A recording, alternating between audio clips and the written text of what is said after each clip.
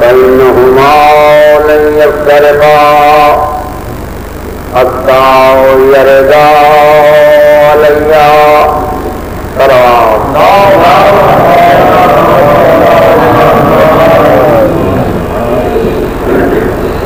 سرور انبیاء کا یہ ارشاد جہاں ارشاد ہے وہاں وصیت ارشاد بھی ہے، وصیت کی حیثیت غالباً پیغمبر کے فرمودات میں سے یہ آخری فرمان ہے پیغمبر کا، اور اس میں سوال ہیں پانچ سوال یہ ہیں کہ چھوڑ کون رہا ہے، چھوڑنے والا کون ہے، کن کو چھوڑ رہا، کن میں چھوڑ رہا، کیوں چھوڑ رہا اور کب تک کے لیے۔ تو پانچ سوال ہیں۔ چھوڑنے والی حیثیت کیا ہے،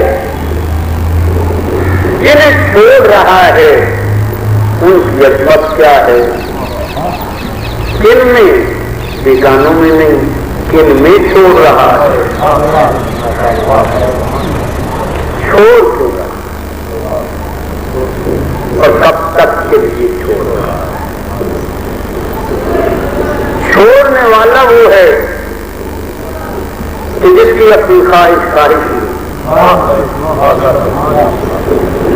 جس کے بارے نص توحید ہے، ما ينطق عن الهوى ان هو الا وحی یوحی، میرا نبی اتنے تک گفتگو نہیں کرتا جب تک کہ میری طرف سے وحی نہ ہو۔ اس کی گفتگو وحی الہام سے خالی نہیں ہے۔ اتنی بڑی ضمانت ذات توحید میں کسی نبی کے لیے نہیں کہ اس کا لطف مطابق وحی الہی کو۔ یہ جملے بتلا رہے ہیں کہ ذات توحید کہہ رہی ہے میرے رسول کی کوئی نجی زندگی ہی ایسی نہیں کہ جو میرے وحی کے بغیر، میں کہتا ہوں کہو یہ کہتا ہے، میں کہتا ہوں خاموش ہو جاؤ یہ خاموش ہو جاتا ہے۔ اتنی عظمت کا مالک ہے رسول، کسی کو بلاتا ہے تو اس کے حکم کے مطابق، کسی کو قریب کرتا ہے تو اس کے حکم کے مطابق، اور کسی کو بھرے ہوئے دربار سے اٹھاتا ہے اس کے حکم۔ صحابیوں میں کسی کو منا علی البیت کا درجہ دیتا ہے اس کے حکم کے مطابق، اور کسی کو دربار سے ابو علی کہہ کے نکالتا ہے تو اس کے حکم۔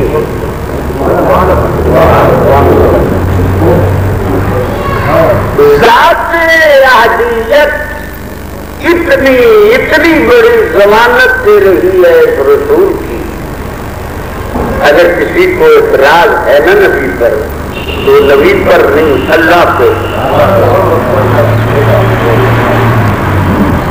نبی کسی امام کے بارے کہہ رہا ہے، کسی خلیفہ کے بارے کہہ رہا ہے، جو انتظام کر رہا ہے نبی وہ اللہ کے حکم، اللہ کے حکم سے کہہ رہا ہے۔ اور پھر عجیب وزن ہے اس لفظ کا، قرآن کے لفظوں سے ملتا ہوا وزن ہے۔ انی تارکن، اس کا وزن قرآن سے اگر نکالیں تو انی جائل، تارکن، اللہ کہہ رہا ہے میں بنانے والا ہوں، اور نبی کہتا ہے اللہ کے بنائے ہوئے کو میں چھوڑنے والا ہوں۔ بنانا اس کا کام، چھوڑنا نبی کا کام۔ بناتا نبی نہیں ہے، بناتا اللہ ہے اور چھوڑتا نبی۔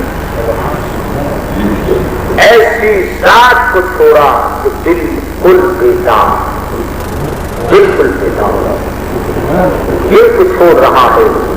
یہ قرآن ہے اور ایک فطرت،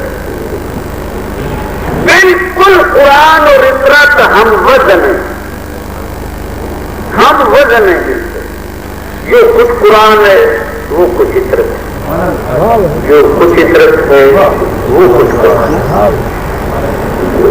قرآن کا اگر دعویٰ ہے کہ لا رد ولا یابس اللہ فی کتاب مبین، کائنات کی کوئی خود کو تر ایسی شے نہیں مگر وہ قرآن میں ہے۔ فطرت بھی وہ ہے جو کہہ رہی ہے کل شیء احصیناہ فی امام مبین، کائنات کی ہر شے کو ہم نے امام مبین کے سینے میں رکھ دیا۔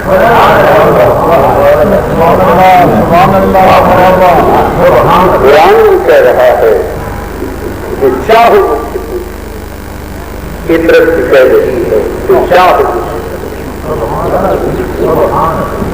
نہ قرآن کے علوم کی کوئی حد ہے، نہ فطرت کے علوم کی کوئی حد ہے۔ قرآن کا علم ہے تو وہ بھی لا ریب، فطرت کا علم ہے تو وہ بھی لا ریب۔ قرآن بھی حلال مشکلات ہے، فطرت بھی حلال مشکلات ہے۔ نہ قرآن کے بغیر مسلمانوں کا گزارا ہے، نہ فطرت کے بغیر مسلمانوں کا گزارا ہے۔ ان کا گزارا نہیں، ان نظام چھوڑ دیا، فطرت سے دور ہو گئے، فطرت سے دور ہو گئے، فطرت کا نام چھوڑ دیا۔ گزارا چل سکتا تھا تو پھر چل کے نہ تاریخ کا کوئی واقعہ بتا دے کہ کسی واقعے میں فطرت کسی غیر کے پاس چل کے گئی ہو، آل نبی کسی غیر کے پاس چل کے گئی ہو۔ لیکن اصحاب رسول کے لیے آپ بتا دیں کہ کوئی مشکل آئی ہو اور ابھی کے دروازے پر نہ آئے، وہ آ رہے ہیں جو مشکل کشائی کر رہے ہیں۔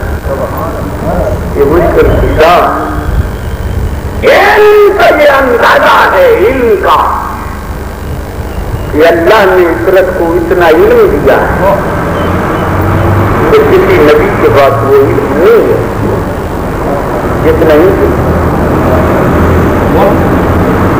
اور اللہ کہہ رہا ہے کہ میرا حبیب تیری رسالت کا گواہ کون ہے؟ ایک اللہ گواہ ہے، ومن عنده علم الکتاب، اور ایک وہ گواہ ہے جس کے پاس پوری کتاب کا علم ہے۔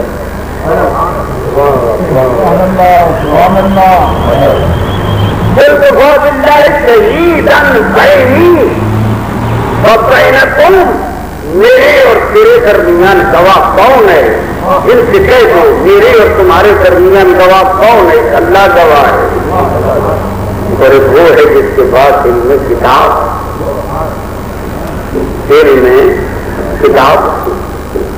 کائنات میں نبوت میں کوئی نبی وہ دعویٰ نہیں کر سکتا کہ جو چاہو پوچھو۔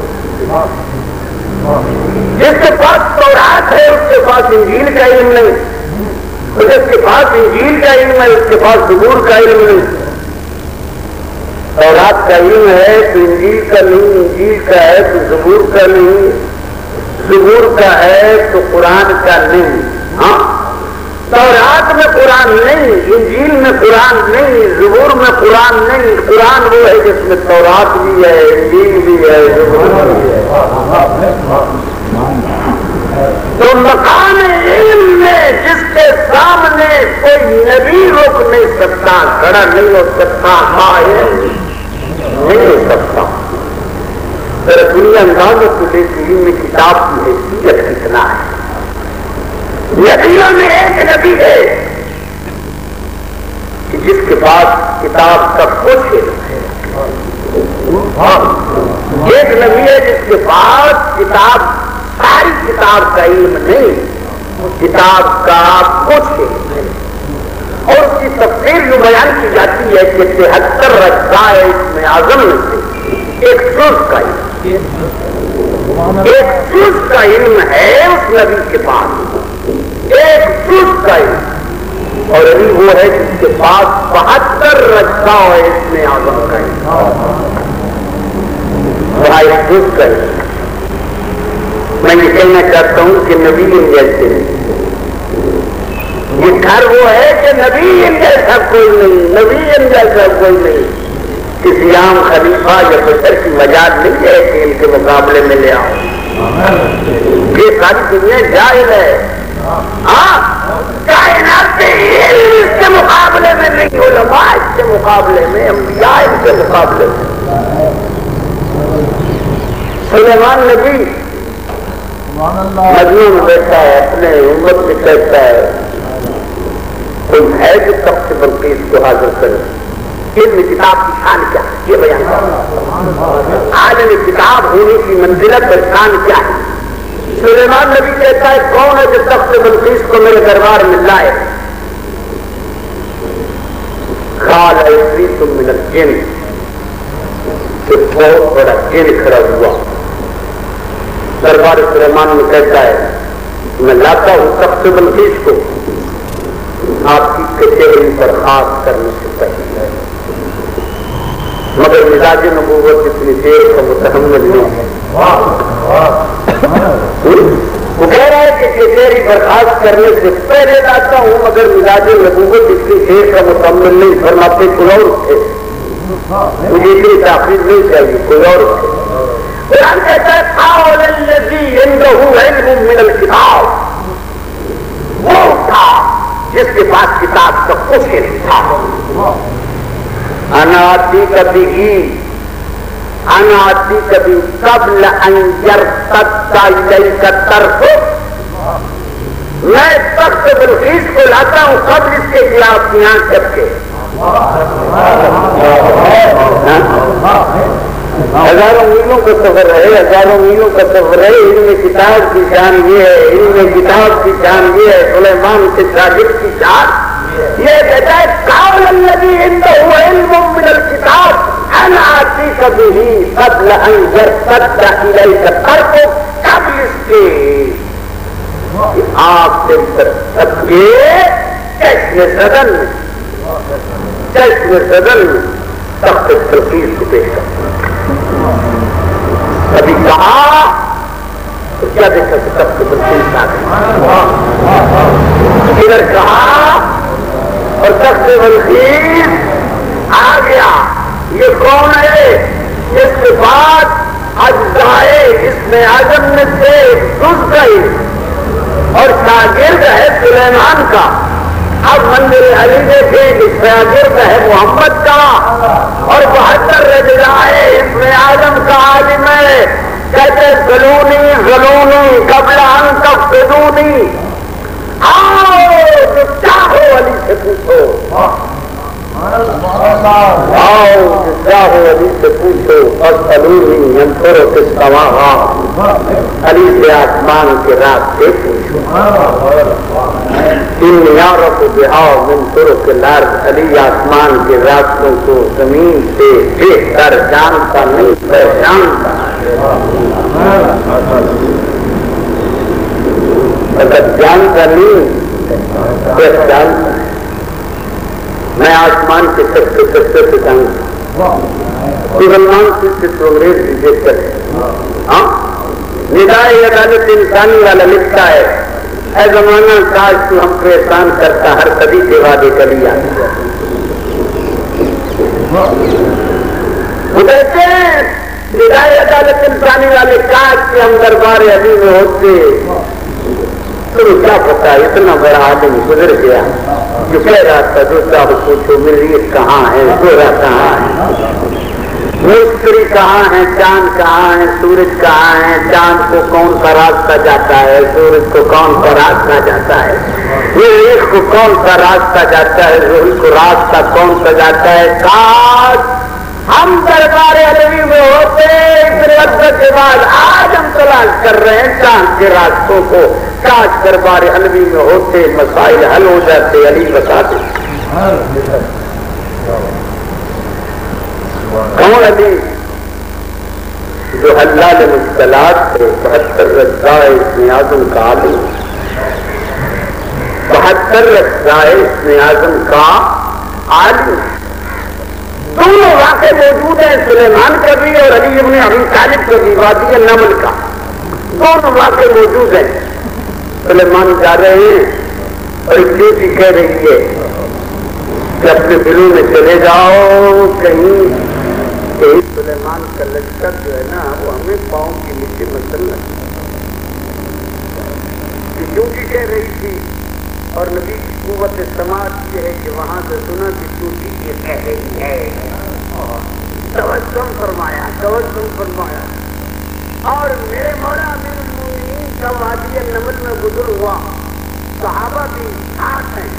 ایک صحابی ہے ابن ابی طالب سے کہتا ہے یا علی اتنے سبحان الذی سبحان من یعلم عدد حوض النمل، لائق تسبیح وہ ذات جو ان چیٹیوں کی تعداد کو جانتی ہے، چیٹیوں کی تعداد کو جانتی ہے۔ علی کہتا ہے غلط کہہ رہا ہے، غلط کہہ رہا ہے، کہیں شرک نہ ہو جائے، اتباع کر رہا ہے، کیا کہہ رہا ہے مقام فخر میں کہ لائق تسبیح ہے کہ جو چیٹیوں کی تعداد کو جانتی ہے، تعداد کو۔ ارے خالق کی منزل تو بلند ہے۔ علی ابن ابی طالب یہ بھی بتا سکتا ہے کہ تعداد کیا ہے، اور یہ بھی بتا سکتے ہیں ان میں نر کتنا ہے اور مادہ کتنا ہے۔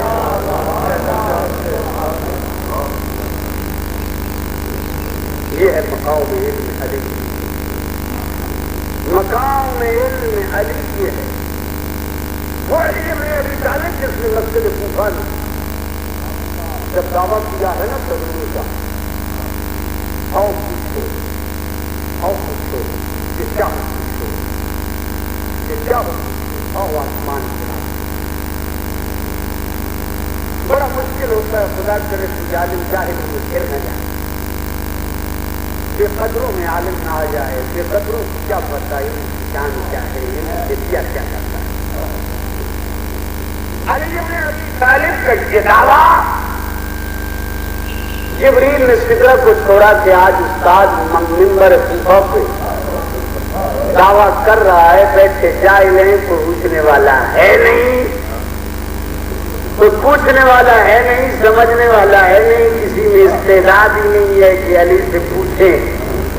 جبریل چھوک کے آیا، شکل تبدیل کر کے آیا جتنا تبدیل ہو سکتا تھا۔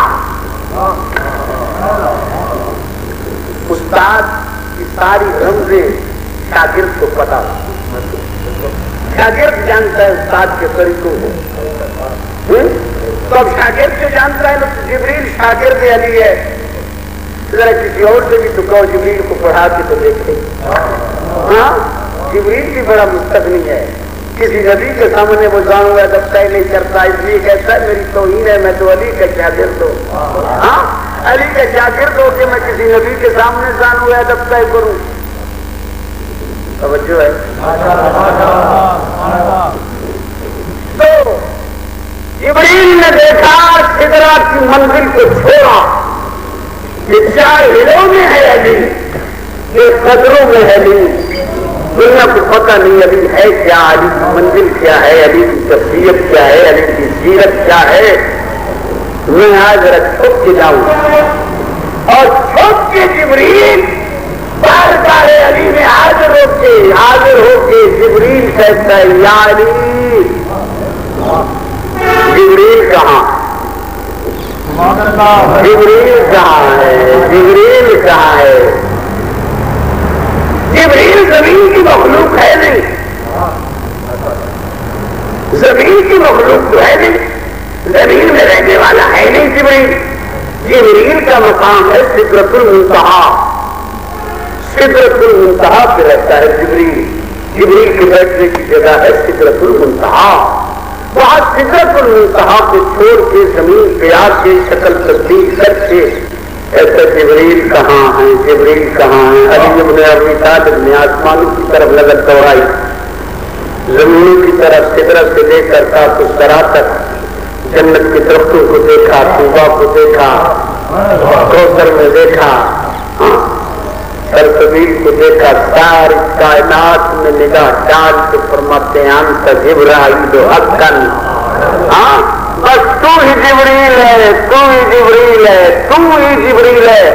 ایک اور منظر سمجھے کہ جو فرشتے ہوتے ہیں نا، فرشتے وہ صرف نجس العین کی شکل میں نہیں آتے، ان الملائکۃ یتشکلوا باشکال مختلفہ، ہر حیوان کی ہر حلال حیوان کی شکل تبدیل کر جاتے ہیں فرشتے، صرف نجس العین کی شکل تبدیل نہیں کرتے۔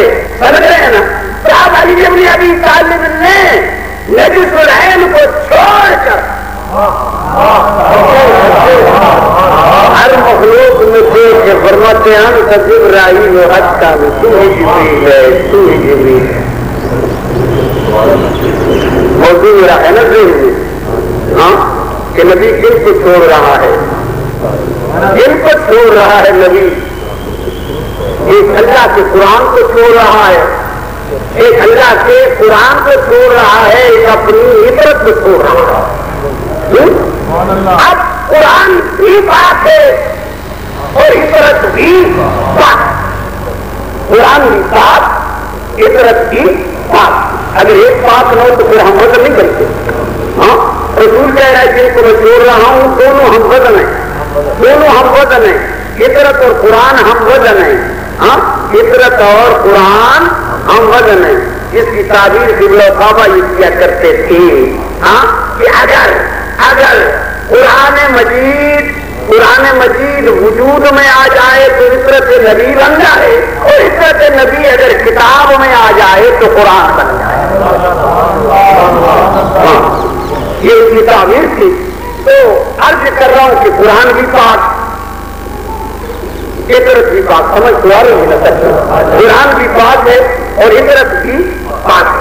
قرآن کے لیے حکم ہے لا یمسہ الا المطہرون، اسے کوئی مس نہیں کر سکتا جب تک پاک نہ ہو۔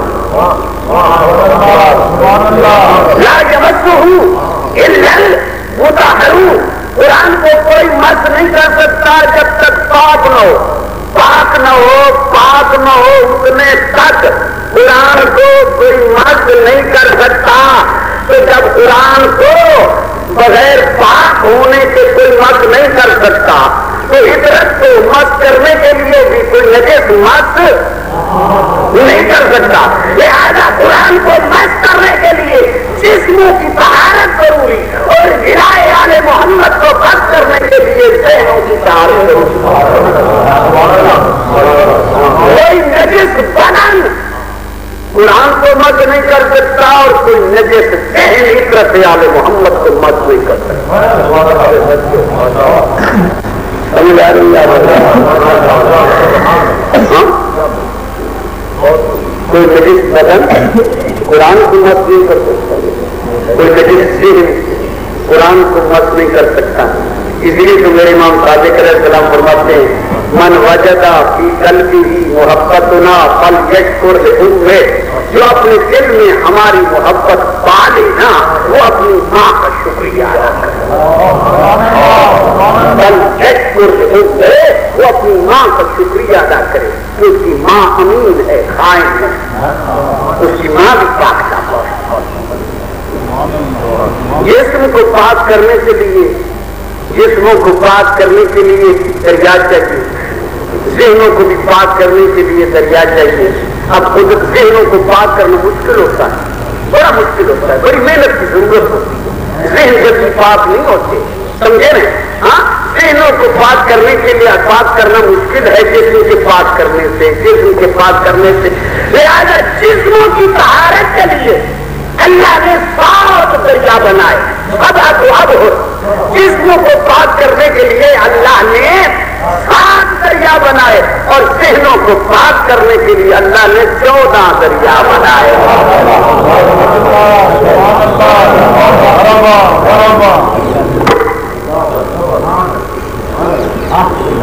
دریا پاک کرتا ڈاکٹر صاحب مسئلہ خیریت ہے، ایک ہوتا ہے آب شریف، ایک ہے آب کثیر۔ ان کا پانی آب خلیل ہے. اس میں آب خلیل اس سے بھی کم ہو اس میں پتھر نجاست پر گر جائے وہ نجس ہو جائے. اور ہونا اور میں نجاست گرے کہ جب تک اس میں 3 علامتیں پیدا نہ ہو، ذائقہ تبدیل نہ ہو جائے، رنگ تبدیل نہ ہو جائے، بو تبدیل نہ ہو جائے نجاست کے گرنے سے، اس میں تک وہ نجس نہیں ہوتا. صرف گرنے سے ان کی تبدیلی سے وہ نجس ہوتا ہے. لیکن آب تصویر ہے، آب تصویر میں کتنی بڑی نجس ہے کہ ڈال کو وہ پاک ہو جاتی. میں ایک طرف سے جانا چاہتا ہوں کتنی بڑی نجس ہے کو آب تصویر میں ڈال دو نا وہ شاید پاک ہو جاتی ہے. کتنی نجس ہے. ہاں دریا ہے نا، دریا آب تصویر ہے، اس میں ڈال دو نا نجس شہد کو، نجس کپڑا ہے ڈال دو نکال دو پاک ہو جائے. لیکن وہ بات کس کو کرتا ہے؟ تو شہد سے جس کے ساتھ نجاست لگی ہو، نجاست لگی ہو، جو نجس سلائن ہے نا، نجس سلائن اس کو دریا پاک نہیں کرنا. جس کی ذات میں نجاست ہے، جس کی ذات میں نجاست ہے نا اس کو دریا پاک نہیں. ہاں جس کی ذات میں نجاست ہے اس کو دریا پاک نہیں کر سکتا مولانا. ہاں جس کی ذات وہ ذات میں نجاست ہے 3 چیزیں، کتا، کافر اور سوت. ہاں یہ 3 چیزیں کیا ہیں؟ نجس سلائن ہے. یہ نجس سلائن ہے، نجس سلائن ہے. یہ دریا میں چلے جائیں، دریا میں چلے جائیں، دریا میں رہ جائیں، دریا میں رہتے رہیں، دریا میں سوئے رہیں.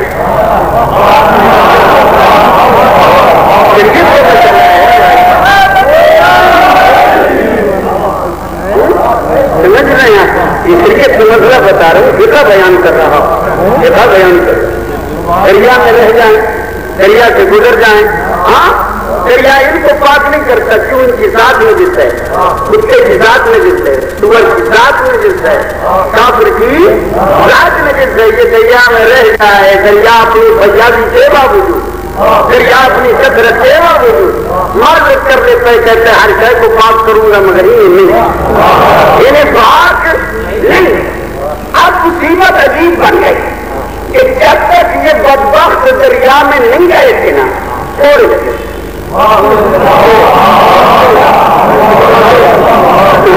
جب تک دریا میں نہیں گئے تھے تھوڑے لگے تھے. وہ بھی مسئلہ شریعت کا یاد رکھتے. حکم میں کتا اگر خشک ہونا آپ کا ہاتھ بھی خشک ہو، ہاں ہاتھ نجس نہیں ہوگا.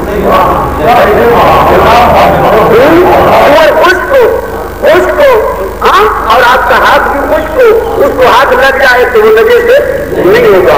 لیکن بھیگا نہیں، بھیگا ہوا نہیں. ہاں بھیگا نہیں.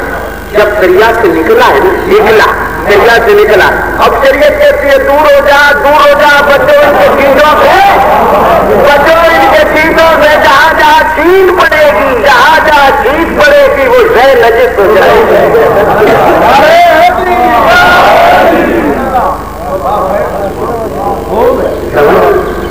اب ایک اور مسئلہ ہے، میں نہیں کہتا میں بھی مسائل بیان کرتی ہوں. ایک مسئلہ ہے شریعت کا، وہ یہ ہے کہ برتن نجس ہو جائے آپ کا، اس کو رگو دریا سے پاک ہو جائے. لیکن مصیبت یہ ہے کہ پھر اس برتن کو کتا چاٹ لو یا سورج چاٹ لے تو وہ دریا اس کو پاک نہیں کرتا، پانی اس کو پاک نہیں کرتا.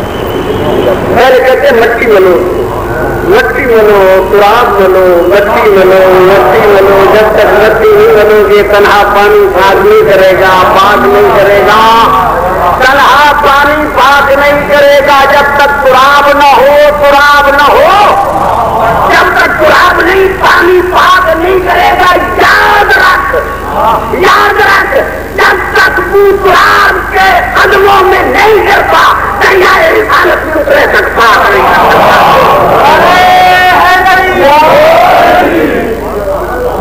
شہروں کی طہارت کے لیے دریا رسالت میں جانے سے پہلے وہ سراغ کی چوکٹ کے جبین نیاز چکا، جبین نیاز چکا. زمین نیاز چکا اس وقت ہو جائے گا پاک. زمین نیاز نہیں دکھائی نا, ہاں زمین نیاز نہیں دکھائی. دریائے نبوت بھی پاک نہیں کرے گا, پاک نہیں کرے گا جب تک زمین نیاز دربار علی میں جھکائی نہیں. علی کے بغیر گزارا نہیں. رسول اچھا تھا, رسول کہہ رہے ہیں کتاب چھوڑ رہا ہوں, فطرت چھوڑ رہا ہوں, غیروں میں نہیں چھوڑ, بیگانوں میں نہیں چھوڑ, یہودیوں میں نہیں چھوڑ, نصرانیوں میں نہیں چھوڑ, مجوسیوں میں نہیں چھوڑ, جن میں چھوڑ رہا ہوں قرآن کو اور فطرت کو, جن میں چھوڑ رہا ہوں اپنی امت میں چھوڑ رہا ہوں, اپنی امت میں چھوڑ رہا ہوں. چھوڑ کیوں رہا تاکہ گمراہ ہو جائے, گمراہ نہ ہو جاؤ. گمراہی سے بچنے کے لیے, گمراہی سے بچانے کے لیے قرآن اور فطرت کو چھوڑ رہا ہوں. قرآن اور فطرت کو چھوڑ رہا ہوں. تنہا قرآن کافی نہیں, تنہا قرآن کافی نہیں. نصاب کام نہیں دیتا جب تک معلم نہ ہو. قرآن کہتا ہے ماؤ جعلم تعبیرہ الا اللہ والراسخون فی العلم. ماؤ جعلم تعبیرہ الا اللہ والراسخون فی العلم. میری تعویلوں تک, میرے مسائل کے سمجھنے تک کوئی نہیں آ سکتا, کوئی نہیں پہنچ سکتا. یا اللہ جانتا ہے یا وہ جانتے ہیں جو زمین علم میں پیدا ہوئے. والراسخون فی العلم, ہاں جن کا علم مضبوط ہے, جن کے علم میں علم میں ایک کمی نہیں, ہاں جن کے علم میں کمی نہیں, جو علم میں مضبوط ہے, کہ کسی مسئلے میں یہ نہ کرے میں نہیں جانتا, میں نہیں جانتا, میں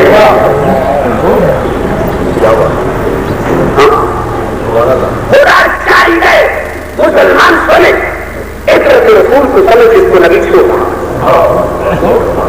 مجھ سے نہ پوچھ, مجھ سے نہ پوچھ, خود فیصلہ کر. پیغمبر کے بعد ممبر نبوت پر, ممبر نبی پر اصحاب کی آئے فطرت بڑے پیار سے گفتگو کرتا. فطرت رسول بھی ممبر رسول پر, اصحاب رسول بھی ممبر رسول پر, اور دونوں کا ایک دوسرے کے حق میں فیصلہ ہے. جب اصحاب رسول کی باری آئی تو خلیفہ اول کیا کہتے ہیں؟ خلیفہ اول یہ کہتے کہ دیکھو میرا علم اتنا نہیں, جب تک سیدھا رہوں میری بات مانتے رہنا, جب تیرا چلتا ہوا دیکھو مجھے سیدھا کر دینا. اور یہ کہہ رہے ہیں کہ مدینہ کی عورتیں بھی مجھ سے مسائل زیادہ جانتی ہیں. پھر یہ بھی فرماتے ہیں اننی شیطان یا کریم, میں گناہگار ہوں, مجھ پہ شیطان کا غلبہ بھی ہوتا ہے. یہ جملہ انہوں نے فرمایا. اور جب علی بن ابی طالب کی باری آتی پیغمبر کے بعد, یہ ممبر ہے نبی کا, پیغمبر کے بعد اس ممبر پہ کون آئے؟ خلیفہ اول تشریف لے آئے. جہاں محمد کے قدم تھے وہاں وہ بیٹھے. اب ان کے بعد خلیفہ ثانی تشریف لے آئے, جہاں پہلے کے قدم تھے ان کے وہاں بیٹھے. اور ان کے بعد حضرت عثمان تشریف لے آئے, وہ وہاں بیٹھے جہاں دوسرے کے قدم تھے. اب تک یہ 3 منزلیں طے ہو گئی. اب حیدر کرار کی باری آئی. اب دنیا دیکھ رہی ہے کہاں بیٹھیں گے یہ, کہاں بیٹھیں گے یہ, جہاں بیٹھیں گے وہاں, جہاں بیٹھیں گے اس جیسے, جہاں بیٹھیں گے یہ اس جیسے. ایک سیڑھی کو طے کیا جہاں تیسرے تشریف فرماتے, دوسری سیڑھی کو طے کیا جہاں دوسرے تشریف فرماتے, پھر پہلی سیڑھی کو طے کیا جہاں پہلے تشریف فرماتے. چلتے چلتے وہاں بیٹھے جہاں نبی بیٹھے, اور جہاں نبی بیٹھتے تھے نا وہاں بیٹھ کے علی بن ابی طالب نے جو خطبہ دیا, خطبے سے پہلے لفظ الحمدللہ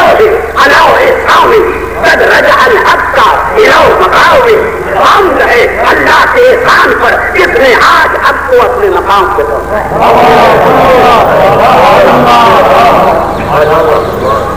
کسی کو اشکال کی ضرورت نہ ہوئی کہ علی تم نے یہ کیا ہاں غلط کہتے پوچھنے والوں نے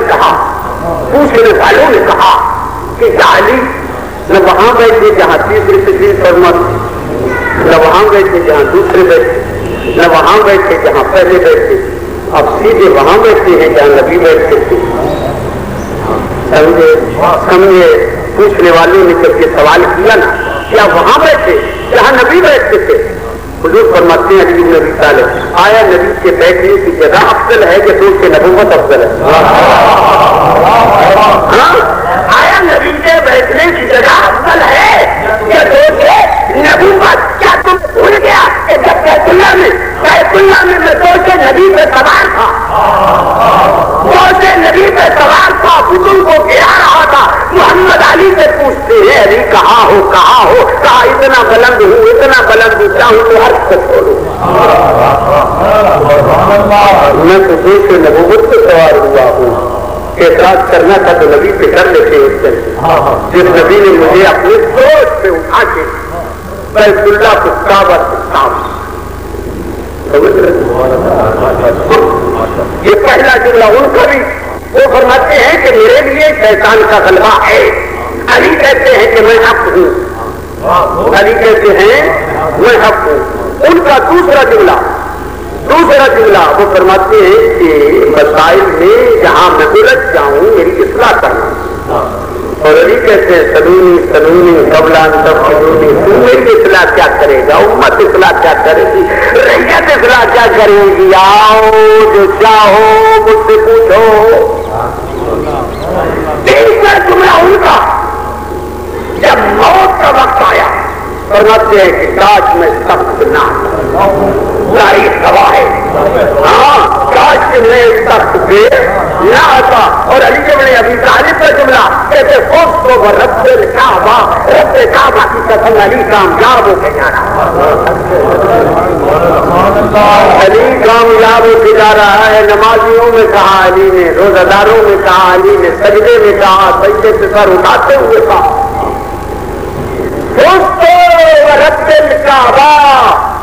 رب کعبہ کی قسم علی کامیاب. یہ بھی میرے مولا کا وہ جملہ ہے کہ جو کسی نبی نے نہیں کہا، کسی رسول نے نہیں کہا، کسی ولی نے نہیں کہا، بڑی خود اعتمادی سے کہہ رہا ہوں. یہ جملہ علی بن ابی طالب کہا کہ رب کعبہ کی قسم سے میں کامیاب ہو گیا. کوئی نبی نے نہیں کہا، کسی رسول نے نہیں کہا، کسی ولی نے نہیں کہا، کسی وسیع نے نہیں کہا، کسی خلیفہ نے نہیں کہا. جو علی کہہ رہے ہیں رب کعبہ کی قسم سے میں کامیاب ہو گیا، کسی نبی نے نہیں کہا. اور علی کہہ رہے ہیں نبی ایسے حالات سے دوچار ہی نہیں ہوئے. ہاں نبی سارے کامیاب، مگر کامیابی تب ہے جب مقابلہ ہو، دشمن جستجو میں ہو، دشمن تلاش میں ہو، دشمن حق کے کہے علی حق ہے. تب ہے کامیابی. وہ علی بن ابی طالب کے مسائل میں جو گرا ہوا جس زبان 32 ساتوں میں گری،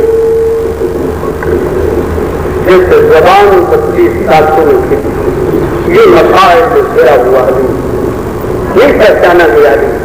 علی مجبور القدر واقع ہے، دنیا نے پہچانا.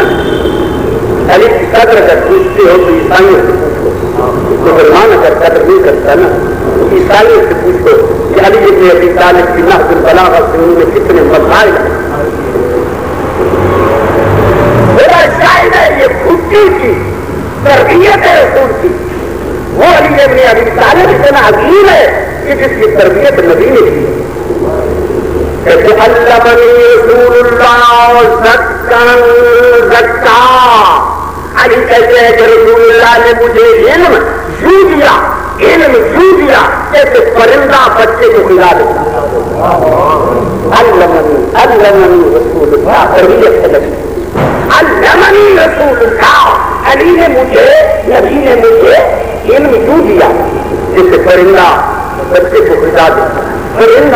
پرندہ بچے کو غذا دیتا ہے.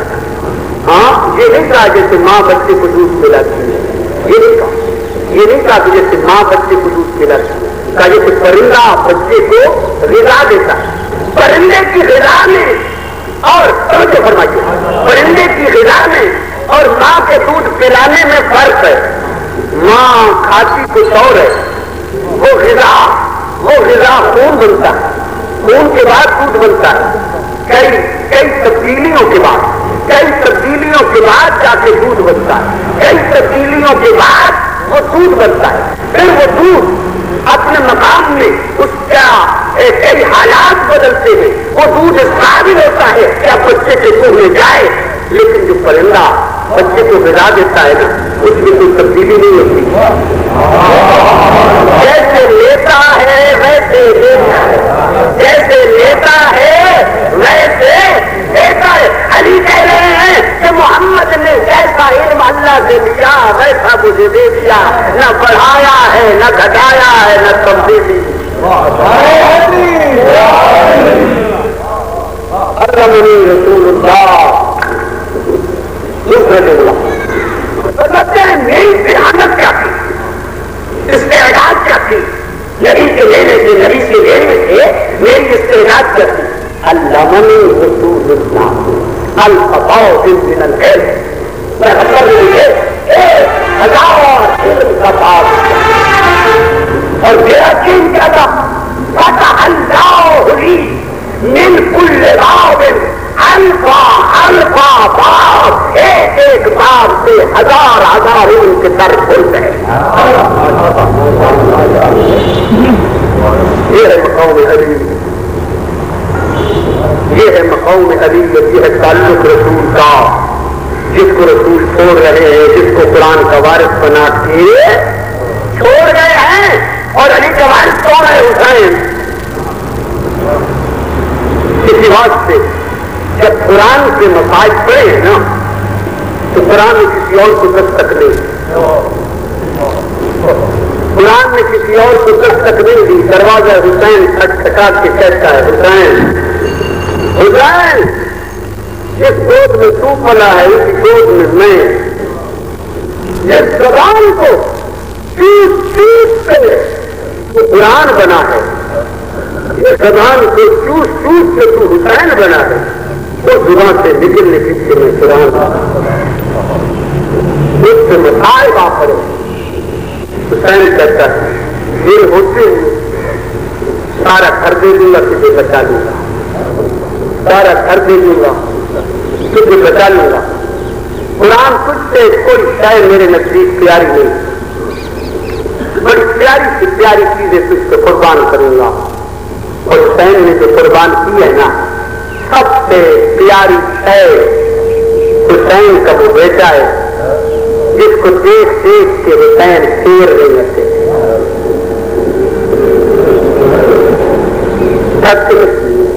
ہاں اس حسین کے بیٹے کا تذکرہ کر رہا ہوں جس کو دیکھ دیکھ کے حسین پھیر نہیں ہوتے۔ لوگ اختلاف کرتے ہیں کہ کربلا کا پہلا شہید کون ہے، بعض کہتے ہیں پہلا شہید علی اکبر، بعض کہتے ہیں آخری شہید علی اکبر۔ میں جو اس اختلاف سے سمجھا ہوں نا مجھے سمجھا کہ پہلے مرتبہ حسین نے اکبر سے کہا کہ بیٹا میں جنگ کی ابتدا تجھ سے کرنا چاہتا ہوں۔ جب علی اکبر نے میدان کا ارادہ کیا نہ جانے کا، اصحاب حسین نے خیموں سے نکل آئے، علی اکبر کے قدموں کو پکڑ کے کہتے مولا ہمارے ہوتے ہوئے شفیع پیغمبر جائے، ہمارے ہوتے ہوئے شفیع پیغمبر جائے۔ اصحاب کے کام آنے کے بعد پھر کہا جاؤ اکبر، اب بنی ہاشم کے جوان نکل آئے، مولا ہمارے ہوتے ہوئے شفیع پیغمبر جائے۔ معلوم ہوتا ہے کہ جس وقت علی اکبر کی روانگی ہوئی ہے نا خیام حسین خالی ہو چکے تھے، خالی ہو چکے تھے۔ اب علی اکبر حسین کے سامنے آیا، بابا مرنے کی اجازت چاہتا وہ اکبر کہ جس نے 18 برس تک حسین سے کچھ نہیں مانگا، 18 برس کے بعد اگر مانگی ہے نا تو وہ موت کی اجازت فرماتے اکبر بیٹا ماں سے بھی پوچھ لے، ماں سے بھی اجازت لے لے۔ علی اکبر ماں کے سامنے کھڑا ہو کہ اماں مرنے کی اجازت مانگنے آیا۔ لیلا کہتی ہیں بیٹے میرے دل میں حسرت تھی، بناؤں گی دولہا اکبر، اکبر کی دلہن گھر میں لاؤں گی۔ سیدو میری درخواست ہوتی ہے کہ جب بیٹا جوان ہو جائے نا اور اس کی شادی کرو، تمہاری شادیوں میں فرق ہونا چاہیے۔ جب تیری سے باندھ لینا ایک مرتبہ کربلا کی طرف رک کر کے کہو لیلا تیری قسمت، لیلا تیری قسمت۔ اب لیلا کہتی ہیں اکبر میرے دل کی حسرت رہ گئی، دولہا بناتی، دولہا تو نہیں بنا سکتی، ایک سواری اپنی لے آ، میرے سامنے ذرا چل کے دکھا، میں دیکھ تو لوں میرا جوان گھوڑے سے سوار کیسے ہوتا ہے۔ ادھر علی اکبر سوار ہوئے، گھوڑا خیمے میں لے آئے۔ ام لیلا ایک خیمے میں جا کے کہتی ہے بی بی ہو خیمے سے نکل آؤ، میرا بیٹا گھوڑے پہ سوار ہے۔ بی بی آج اس کے لیے دولہا اکبر دیکھنا ہے، وہ آئے اور دیکھے۔ یہ وہ جوان ہے کہ زندگی میں اہل بیت نے ماتم کیا۔ ایک ایک بی بی ماتم کر رہی ہے، ہلکا باندھ کے کہتی ہے علی اکبر ارحم علی غربتنا، علی اکبر ہماری غربت پہ رحم کھا۔ اکبر تیار ہوئے، ساری بیویوں نے ودا کیا۔ سکینہ قریب آئی، کہتی ہے بھائی یہ نہیں کہتی نہیں تیرا، مگر میرا قد چھوٹا ہے، ذرا پاؤں رکعت سے نکال، تیرے پاؤں سے میں بوسے لوں۔ سکینہ علی اکبر کے قدموں کے بوسے لے کے کہتی ہے بھائی خدا حافظ۔ ادھر علی اکبر روانہ ہوئے، حسین دار بیٹھے ہیں کرسی پہ، کہتے بیٹا جب تک چھپ نہ جاؤ نا بار بار دیکھ کے جانا، مڑ مڑ کے دیکھ کے جانا۔ خیمہ کے دروازے پر لگائی ہے کرسی، حسین کچھ دیر کے بعد حسین سے کرسی کا ٹوٹنا کہ فضا دروازے میں گری، زینب دروازے کے اندر گری، لیلا سجدے میں گری۔ ادھر حسین خیمے میں آئے، خیمے میں آ کے فرماتے ہیں بیویوں بتاؤ ام لیلا کہاں ہے؟ ام لیلا خدمت امام میں حاضر ہو کے عرض کرتی ہیں مولا حکم۔ فرماتے لیلا میرے نانا کی شریعت میں ہے ماں کی دعا بیٹے کے حق میں قبول ہوتی ہے، ذرا دعا ماں علی اکبر خیریت سے آ جائے۔ کہ خاک کے کربلا اٹھائی ام لیلا نے سر میں ڈالی، سر میں ڈال کے دعا مانگتی ہے یا راجا یوسف الا یعقوب، اور یعقوب کو یوسف پلانے والا ایک مرتبہ میرا بیٹا اکبر آ جائے۔ ارے ابھی بیوی کی دعا ختم نہ ہوئی تھی، علی اکبر آیا مگر یوں نہیں آیا جیسے گیا تھا، زخموں کا منہ کھلا ہوا، فوٹو کو خوشی بابا کے سامنے کھڑے ہو کے کہتا ہے بابا الحسن قتل نہیں، بابا مجھے پیاس نے مار ڈالا، لوہے کے ہتھیاروں نے کمزور کر دیا۔ بڑا مشکل وقت شبیر پر علی اکبر پانی مانگے، حسین دے نہ سکے۔ علی اکبر پانی مانگے، ایک مرتبہ جب محمد ابن حنفیہ کے دین سے واپس آئے تھے نا حملہ کر کے، اور مولا حمید نے دیکھا نا کہ محمد آیا ہے، فرماتے میرے صحابیوں پانی لے آؤ، محمد ابن حنفیہ کی زیریں گرم ہو گئی، یہ زیرے سے پانی کا چھڑکاؤ کرو۔ میں کو مولا دین میں پانی اتنا مل گیا تھا کہ محمد ابن حنفیہ کی زیرے پہ چھڑکاؤ کیا تھا، تاج حسین کے پاس سے پانی ہوتا پر چھڑکاؤ کرنے لگا، اکبر کو پلانے کا پانی نہیں ملا، پانی نہیں ملا۔ جب پانی نہ دے سکے نا اپنی مجبوری بیان کرنے کے لیے فرماتے اکبر میرے منہ میں زبان رکھ، میرے منہ میں زبان رکھ. تاریخ بیان کرتی ہے کہ حسین نے اکبر سے زبان نہیں مانگی, اکبر سے مانگی ہے, اپنی زبان کیوں نہیں دی؟ ایک وجہ تو یہ ہے کہ چونکہ حسین مانوس تھا لعابدہ رسول سے, یقین ہو گیا تب سے نہیں ملے گا لعابدہ, آخری مرتبہ لعابدہ رسول کا ذائقہ لے لوں. اور دوسری وجہ یہ بیان کرتے کہ علی اکبر کی زبان منہ سے باہر آ سکتی تھی, حسین کی زبان اتنا خشک تھی, اتنا خشک تھی کہ منہ سے باہر سے نہیں آ سکتی. بیٹا جا مقصد کی طرف نام احترام کرے گا اور دیکھو سکتے. اکبر گیا اور جب اترا ہے نا دین سے, علی اکبر نے مدد کے لیے نہیں بلایا. میرا بابا کس کس کی مدد کو آئے, تھک چکا ہے. اترتے ہوئے کہتے ہیں السلام علیکم یا بتا بابا اکبر کا سلام. یہ سلام جب کیا ہے نا, حسین جواب میں کیا کہتے ہیں, کہتے یا بلیا علی الدنیا بعدک العطا, او میرا چاند بیٹا تیرے بعد زندگی پہ خاک. یہ کہہ کے حسین چلے, یہ کہہ کے حسین چلے. ابھی لاش اکبر سے دور سے حسین کہ حسین اترے کیسے؟ پاؤں رہ گئے رکابوں میں, پاؤں رہ گئے رکابوں میں.